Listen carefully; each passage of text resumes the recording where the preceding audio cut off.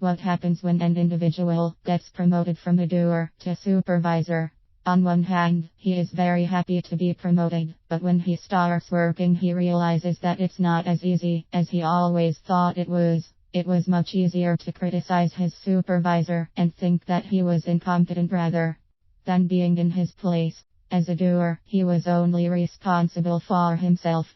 Fulfilling his goals was all that mattered to him. He would come to work, do his job, and go home in the evening. He did not have to think about his colleagues and whether they were able to fulfill their roles properly or not. However, now after becoming a supervisor, he had to look into these things. Not only was he responsible for his own productivity, but he was now also responsible and accountable for those of his team.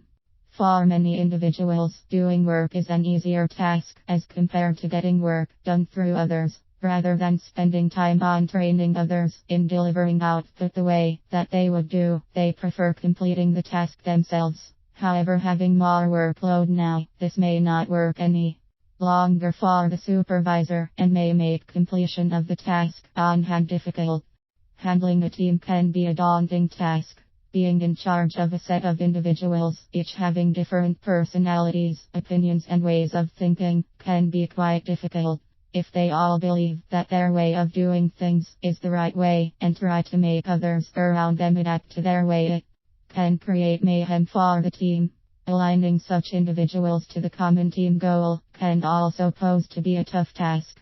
Thus, a supervisor now needs to be equipped with a number of supervisory skills. He needs to know how to delegate tasks to the right person and in the right manner.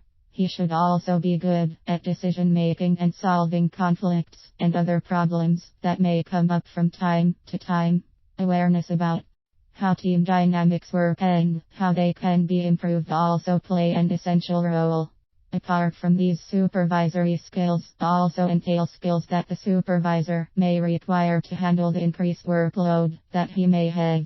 These include skills to keep him positive and motivated, help him handle his time and priorities better, manage stress that he may encounter on the way and set goals for him and his team members. Overall, it will help in handling himself and his team in a better manner and not fall prey to the new demands imposed on him in his new role.